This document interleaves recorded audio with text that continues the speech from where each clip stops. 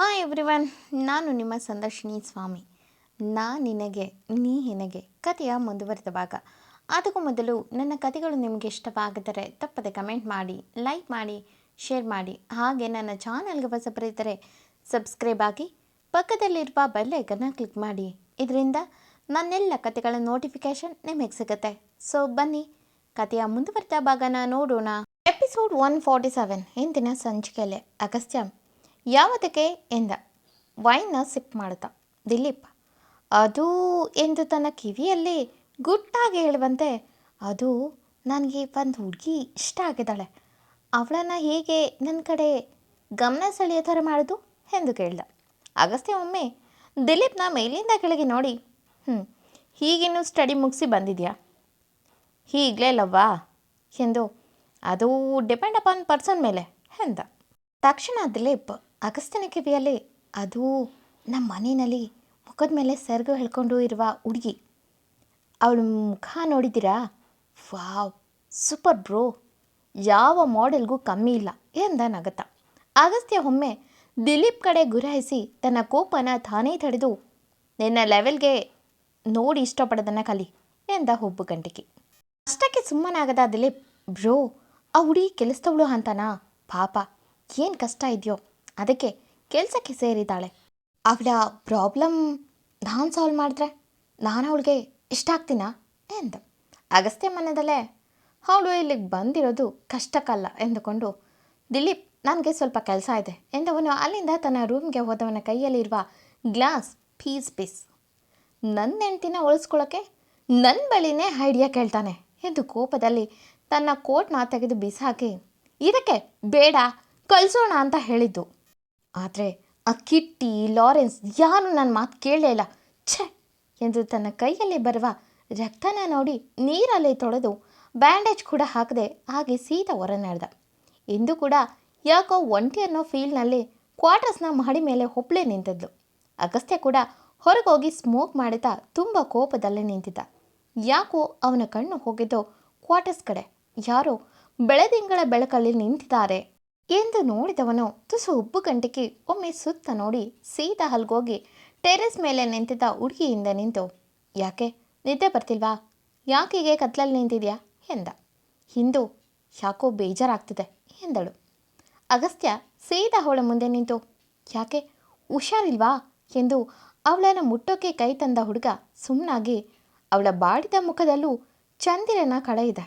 ಅಗಸ್ತ್ಯ ಎಲ್ಲಾದರೂ ಹೊರಗೋಗ್ಬೇಕಾ ಎಂದವನು, ಇಲ್ಲ ನಿನ್ನ ಫ್ರೆಂಡ್ ಗುಣನ್ ಜೊತೆ ಮಾತಾಡ್ತೀಯಾ ಎಂದ ಕನ್ಸರ್ನಿಂದ. ಇಂದು ಬೇಡ ಎನ್ನುವಂತೆ ತಲೆಯಾಡಿಸಿ ಸೀದಾ ಅಗಸ್ತ್ಯನ ತಪ್ಪಿದ ಹುಡುಗಿ ಏನೂ ಮಾತಾಡಿಲ್ಲ, ಸುಮ್ಮನೆ ಸೈಲೆಂಟ್ ಆಗಿ ನಿಂತಿದ್ಲು. ಅಗಸ್ತ್ಯ ತನ್ನ ತುಟಿನ ಕಚ್ಚಿ ಸೈಲೆಂಟ್ ಆಗಿ ನಿಂತ. ಸ್ವಲ್ಪ ಸಮಯ ಅಗಸ್ತ್ಯನ ಹಪ್ಪಿಗೆಯಲ್ಲಿದ್ದ ಹುಡುಗಿ ಕಣ್ಣಿಂದ ಹನಿಯೊಂದು ಜಾರಿತು. ಅದು ಅಗಸ್ತ್ಯನ ಎದೆಗೂಡನ್ನು ಮುಟ್ಟಿತು. ತಕ್ಷಣ ಅಗಸ್ತ್ಯ ಉಪ್ಪು ಬೇಸಿತು, ಇಂದು ಯಾರಾದರೂ ಏನಾದರೂ ಅಂದ್ರಾ ಎಂದ ದವಡೆ ಬಿಗಿದು. ಕಾರಣ ಆ ದಿಲೀಪ್ ಏನಾದರೂ ಇಂದು ಮನಸ್ಸಿಗೆ ಬೇಸರ ಆಗೋ ಥರ ಮಾತಾಡಿದ್ದಾನಾ ಎಂದು ಯೋಚಿಸುತ್ತಾ ಇಂದು ಸೈಲೆಂಟಾಗಿ ಅವನಿಂದ ದೂರ ನಿಂತು 1-2 ನಿಮಿಷ ಅವನ ಮುಖನ ದಿಟ್ಟಿಸಿ ನೋಡಿ, ಹೋಗಿ ಅಲ್ಲಿ ನಿಮಗಾಗಿ ಕಾಯ್ತಿರ್ತಾರೆ ಎಂದವಳು ಅವನಿಗೆ ಬೆನ್ನಾಕಿ ನಿಲ್ತಾಳೆ. ಅಗಸ್ತ್ಯ, ಅಲ್ಲಿ ನನಗಾಗಿ ಕಾಯುತ್ತಾರೋ ಇಲ್ವೋ ಗೊತ್ತಿಲ್ಲ, ಆದರೆ ನಾನು ಮಾತ್ರ ನನ್ನ ಹೆಂಡತಿಗೆ ಕಾವಲಾಗಿ ಇರ್ತೀನಿ ಎಂದ ಬೇಸ್ ವಾಯ್ಸ್ನಲ್ಲಿ.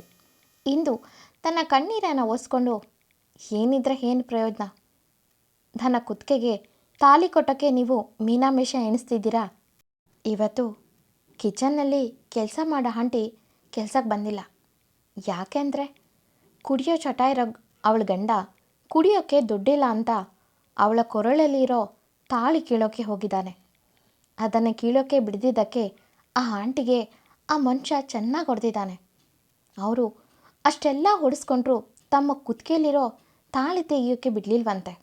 ಇವತ್ತು ಹಾಸ್ಪಿಟಲ್ನಲ್ಲಿ ಅಡ್ಮಿಟ್ ಆಗಿದ್ದಾರೆ ಎಂದ ಹುಡುಗಿ ತನ್ನ ಕಣ್ಣೀರನ್ನು ಒರೆಸುತ್ತಾ, ತಾಳಿ ಹೆಣ್ಣಿಗೆ ಎಷ್ಟು ಮುಖ್ಯ ಅಲ್ವಾ, ಅವತ್ತು ನಾನು ಕೋಪಕ್ಕೆ ಪುತ್ತಿ ಕೊಟ್ಟು ನನ್ನ ಕೊರಳಿನ ತಾಳಿನ ತೆಗೆದೆ, ಕಾರಣ ಇಷ್ಟೇ, ಅದನ್ನು ನೋಡಿಯಾದರೂ ಇದನ್ನೆಲ್ಲ ಬಿಟ್ಟು ನನಗಾಗಿ ನನ್ನ ಜೊತೆಗೆ ವಾಪಸ್ಸು ನಮ್ಮ ಮನೆಗೆ ಬರ್ತೀರಾ ಅಂತ. ಆದರೆ ಇಲ್ಲಿಗೆ ಬಂದ ಮೇಲೆ ಯಾಕೋ ನಾನು ಸೋಲ್ತೀನಿ ಅನ್ನೋ ಭಯ ಕಾಡೋಕ್ಕೆ ಶುರುವಾಗಿದೆ. ಐಷಾರಾಮಿ ಬದುಕು, ಸುತ್ತಲೂ ಹಾಳು ಕಾಳು, ಕೈ ತುಂಬ ದುಡ್ಡು, ಇದೆಲ್ಲ ನನ್ನ ಸ್ವರ್ಣಾಮನ ಕನಸನ್ನು ಕಿತ್ಕೊಳ್ತಿದೆ ಅನ್ನಿಸ್ತಿದೆ. ಸ್ವರ್ಣಾಮ ಯಾವತ್ತೂ ನನ್ನ ಮಗ ಚೆನ್ನಾಗಿರಬೇಕು, ನೀವಿಬ್ಬರು ಜೊತೆಯಾಗಿರಬೇಕು ಅನ್ನೋರು. ಆದರೆ ಅದು ನಿಜ ಆಗುತ್ತೆ ಅನ್ನೋದೇ ನನಗೆ ಸಂದೇಹ ಆಗಿದೆ.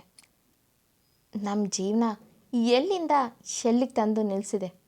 ಇಲ್ಲಿಗೆ ಬರುವಾಗ ಒಂಟಿಯಾಗಿ ಬಂದೆ, ಹೋಗುವಾಗಲೂ ಎಲ್ಲಿ ಒಂಟಿಯಾಗಿ ಹೋಗ್ತೀನೋ ಅನ್ನೋ ಭಯ ಕಾಡ್ತಿದೆ ಎಂದವಳು ತನ್ನೆರಡು ಕೈಯಿಂದ ಮುಖ ಒರೆಸ್ಕೊಂಡು ಹೊರಡಿ. ನೀವಿಲ್ಲ ಅಂದರೆ ಪಾರ್ಟಿಗೆ ಕಳೆ ಇರಲ್ಲ ಎಂದವಳು ಅಲ್ಲಿಂದ ಕೆಳಗೆ ಸೀದಾ ಇಳಿದು ತನ್ನ ರೂಮ್ಗೆ ಹೋಗ್ತಾಳೆ.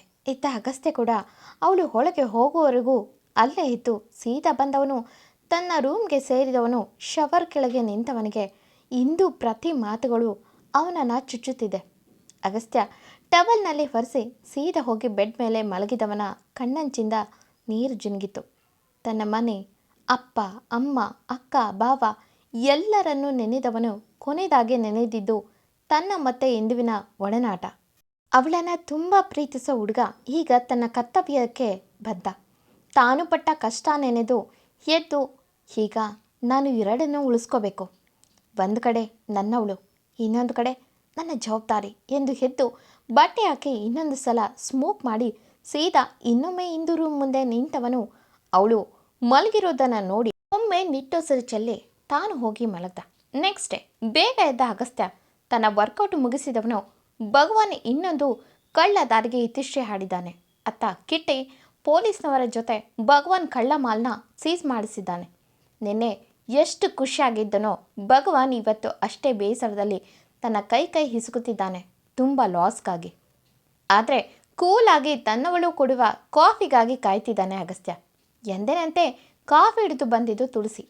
ಅದನ್ನು ನೋಡಿದ ಅಗಸ್ತ್ಯ ಒಂದು ನಿಟ್ಟುಸಿರು ಚೆಲ್ಲಿ ಅವಳು ಮಾಡಿರುವ ಕಾಫಿ ಕುಡಿದು ಸ್ನಾನ ಮಾಡಿ ಎಂದಿನಂತೆ ತಿಂಡಿಗೆ ಡೈನಿಂಗ್ ಟೇಬಲ್ ಕಡೆ ಹೋದರೆ ಅಲ್ಲೂ ಕೂಡ ತುಳಸಿನೇ ಕಂಡಿದ್ದು. ಒಮ್ಮೆ ಅಗಸ್ತ್ಯ ಕಿಚನ್ ಕಡೆ ನೋಡಿದ್ರೆ ಅಲ್ಲಿ ಏನೋ ಕೆಲಸದಲ್ಲಿ ಬ್ಯುಸಿ ಆಗಿರುವ ಹುಡುಗಿ ನೋಡಿ ನಿಟ್ಟುಸಿರು ಬಿಟ್ಟು ತನಗಾಗಿ ಮಾಡಿದ್ದ ತಿಂಡಿನ ತಿಂದರೂ ಅವಳ ಮುಖ ನೋಡಿದ ಡಿಸಪಾಯಿಂಟ್ಮೆಂಟ್ ಮಾತ್ರ ಅವನ ಮನದ ಮೂಲೆಯಲ್ಲಿ ಇಣುಕಿತ್ತು. ಅಗಸ್ತ್ಯನ ಜೊತೆ ಭಗವಾನ್ ಮುಂದೆ ಏನು ಮಾಡೋದು ಎಂದು ಮಾತಾಡ್ತಾ ಆ ಸೀಸ್ ಆಗಿರುವ ಮಾಲ್ ಹೇಗೆ ರಿಕವರಿ ಮಾಡಬೇಕು ಎಂದು ಯೋಚಿಸುತ್ತಾ ಅಲ್ಲಿಂದ ಹೊರಗೆ ಹೋಗ್ತಾರೆ. ಇತ್ತ ಇಂದು ನಿಮಗೆ ಬಾಯ್ ಬಿಟ್ಟು ಹೇಳೋದಕ್ಕಿಂತ ನಾನು ಸೈಲೆಂಟ್ ಆಗಿರೋದೇ ಬೆಟರ್ ಎಂದು ಸುಮ್ಮನಾಗಿದ್ಲು. ಲಾರೆನ್ಸ್ ಕೂಡ ಇವರಿಬ್ಬರ ಮನದಲ್ಲಿ ಏನಿದೆ ಅನ್ನೋದನ್ನು ತಿಳಿಯುವಲ್ಲಿ ಸೋತ.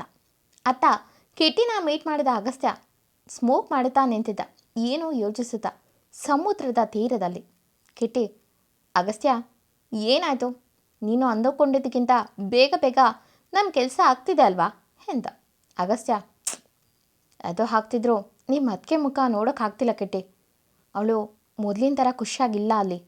ಹೇಗಿದ್ದವಳು ಈಗ ನನ್ನ ಮದುವೆ ಆದ ಹೊಸದ್ರಲ್ಲಿ ನಮ್ಮ ಮನೆಯಲ್ಲಿ ಇರುವಂತೆ ಡಲ್ಲಾಗಿದ್ದಾಳೆ. ಅದನ್ನು ನಾನು ಫೇಸ್ ಮಾಡೋಕ್ಕಾಗ್ತಿಲ್ಲ ಎಂದ ಬೇಸರದಲ್ಲಿ. ಕಿಟ್ಟಿ ಅಗಸ್ತ್ಯನ ಮುಖ ನೋಡಿ ತುಸು ಆಶ್ಚರ್ಯದಲ್ಲಿ, ನೀನಾ ಇಷ್ಟು ಯೋಚಿಸ್ತಿರೋದು? ನಿನ್ನ ಬಳಿನೇ ಎಲ್ಲದಕ್ಕೂ ಒಂದೊಂದು ಸೊಲ್ಯೂಷನ್ ಇರುತ್ತೆ, ಅದನ್ನು ನೀನು ಸರಿಯಾಗಿ ಗುರುತಿಸುತ್ತಿಲ್ಲ ಎಂದ ಗಂಭೀರವಾಗಿ. ಅಗಸ್ತ್ಯ ಒಮ್ಮೆ ತನ್ನ ತುಟಿನ ಕೊಂಗಿಸಿ, ಇಲ್ಲ ಕಣೋ, ಅವಳ ವಿಷಯದಲ್ಲಿ ನಾನು ಪ್ರತಿ ಸಲನೂ ಎಡವುತ್ತಿದ್ದೀನಿ. ಅವಳ ಮನಸ್ಸಿಗೆ ಬೇಜಾರು ಮಾಡ್ತಿದ್ದೀನಿ. ಅವಳನ್ನು ತುಂಬ ಖುಷಿಯಾಗಿ ನೋಡ್ಕೋಬೇಕು ಎಂದು ತುಂಬ ಕನಸು ಕಟ್ಟಿದ್ದೆ. ಆದರೆ ಆ ನಿಮ್ಮ ಸರ್ ಆಫ್ ಬಾಲ್ಡ್ನಿಂದ ಮತ್ತೆ ಬಂದು ಈ ಭಗವಾನ್ ಕೋಟೆಯಲ್ಲಿ ಸಿಕ್ಕಿಬಿದ್ದೆ. ನನ್ನ ನೆಕ್ಸ್ಟ್ ಟಾರ್ಗೆಟು ಆ ನಿಮ್ಮ ಬಾಂಡ್ಲಿ ಅಂದರೆ ಕಿಟ್ಟಿ ಕಿಸಕ್ಕೆಂದು ನಕ್ಕರೆ ಅಗಸ್ತ್ಯ ಅವನ ತಲೆಗೆ ಒಂದು ಹೇಟ್ ಕೊಟ್ಟು, ಯಾಕೋನಾಗೋದು? ಎಷ್ಟೊಂದು ಎನ್ಕೌಂಟರ್ ಮಾಡಿರೋ ನನಗೆ ಆ ನಿಮ್ಮ ಬಾಂಡ್ಲಿ ದೊಡ್ಡ ಮ್ಯಾಟರ್ ಅಲ್ಲ ಎಂದ. Kitty the great encounter specialist ಎಂದು ಹೆಸರು ತಗೊಂಡಿರೋ ಮಿಸ್ಟರ್ ಅಗಸ್ತ್ಯ ಪಟೇಲ್ಗೆ ಇಷ್ಟು ಸಣ್ಣ ಕೆಲಸ ದೊಡ್ಡದಾ? ನನಗೆ ಯಾಕೋ ಆ ಅಗಸ್ತ್ಯ ಮಿಸ್ ಆಗಿದ್ದಾನೆ ಅನ್ನಿಸ್ತಿದೆ ಎಂದ. ಅಗಸ್ತ್ಯ ಒಮ್ಮೆ ಕಿಟ್ಟಿ ಕಡೆ ನೋಡಿ, ಏನು ಮಾಡಲಿ, ಅವಳ ಬಗ್ಗೆ ಯೋಚಿಸುವಾಗ ನನ್ನ ಮನಸ್ಸು ಇಲ್ಲಿಂದ ಯೋಚಿಸುತ್ತೆ ಎಂದು ತನ್ನ ಹೃದಯದ ಕಡೆ ಕೈ ತೋರಿಸಿ, ಮೆದುಳಿನಿಂದ ಅಲ್ಲ ಎಂದ ಗಂಭೀರವಾಗಿ. ಕಿಟ್ಟಿ ಒಮ್ಮೆ ನಕ್ಕು, ಅತ್ತಿಗೆ ಆಣೆ ತೆಗಿಯಲ್ಲ, ನೀನು ಅವ್ರಿಗೆ ತಾಳಿ ಕಟ್ಟಲ್ಲ ಎಂದು. ಹೌದು, ಅದೇನು? ಅಮರ್ಗೆ ಏನು ಮಾಡಿದೆ ಎಂದ. ಅಗಸ್ತ್ಯ ಒಮ್ಮೆ ಸಣ್ಣಗೆ ನಕ್ಕವನು ಸ್ಮೋಕ್ ಮಾಡುತ್ತಾ ಸಿಗರೇಟ್ ಕೆಳಗೆಸೆದು ನೆಲದಲ್ಲೇ ಒಸಗಿ, ನನ್ನ ಹೆಂಡತಿ ಬಾಯಿಂದ ಅಮರನ್ನು ಹೆಸರು ಕೇಳಿದ್ಮೇಲೂ ಅವನು ಚೆನ್ನಾಗಿರ್ತಾನ? ಚೆನ್ನಾಗಿರೋಕೆ ಈ ಅಗಸ್ತ್ಯ ಬಿಡ್ತಾನೆ ಅನಿಸುತ್ತಾ ನಿನಗೆ ಎಂದ ಹುಬ್ಬುಗಣಿಸಿ. ಕಿಟ್ಟಿ, ನೀನು ಕಿರಾತಕ, ಬ್ಯೂಟಿಫುಲ್ ಆಗಿರೋ ರಾಕ್ಷಸ ಅಂತ ನಿನ್ನ ಮಗು ಸಾವಿಗೆ ಕಾರಣವಾದ ಮನೆ ಕೆಲಸದವಳಿಗೆ ಕೊಟ್ಟ ಹಿಂಸೆ ನೋಡೇ ಗೊತ್ತಾಯ್ತು ಬಿಡು ಎಂದ. ಸೊ ಎಷ್ಟೋ ಜನ ಕೇಳುವ ಪ್ರಶ್ನೆಗೆ ಉತ್ತರ ಸಿಕ್ಕಿರುತ್ತೆ ಅಗಸ್ತ್ಯ ಯಾರು ಅನ್ನೋದಕ್ಕೆ ಅನ್ಕೋತೀನಿ. ಮುಂದೆ ಪೂರ್ತಿ ವಿಷಯನ ತನ್ನ ಹೆಂಡತಿ ಮುಂದೆನೇ ಹೇಳುವ ಸಂದರ್ಭ ಬರುತ್ತೆ ಮಿಸ್ಟರ್ ಕಿರಾತಕನಿಗೆ. ಅವನು ಸೈಲೆಂಟಾಗಿ ಕಾಣೋ ರಾಕ್ಷಸ ಅಂತ ಸ್ವರ್ಣ ಅವರು ಇಂದೊಮ್ಮೆ ಹೇಳಿದರು, ಅದು ನೆನಪಿದೆಯಾ? ಅದನ್ನು ಯಾಕೆ ಹೇಳಿದರು ಅಂದರೆ ಸ್ವರ್ಣ ಅವ್ರಿಗೂ ಅಗಸ್ತ್ಯ ಯಾರು ಅನ್ನೋ ಸುಳಿವು ಸಿಕ್ಕಿತಾ? ನೋಡೋಣ, ಒಂದೊಂದೇ ವಿಷಯ ಕ್ಲಾರಿಟಿ ಸಿಗುತ್ತೆ ಇಬ್ಬರದು ಮುಂದಿನ ಎಪಿಸೋಡ್ಗಳಲ್ಲಿ. ಎಂದಿನಂತೆ ಈ ಕತೆ ಮುಂದುವರಿಯೋದು. ಈ ಕತೆ ನಿಮ್ಗೆ ಇಷ್ಟವಾಗಿದ್ದರೆ ತಪ್ಪದೆ ಕಮೆಂಟ್ ಮಾಡಿ, ಲೈಕ್ ಮಾಡಿ, ಶೇರ್ ಮಾಡಿ. Thank you for watching.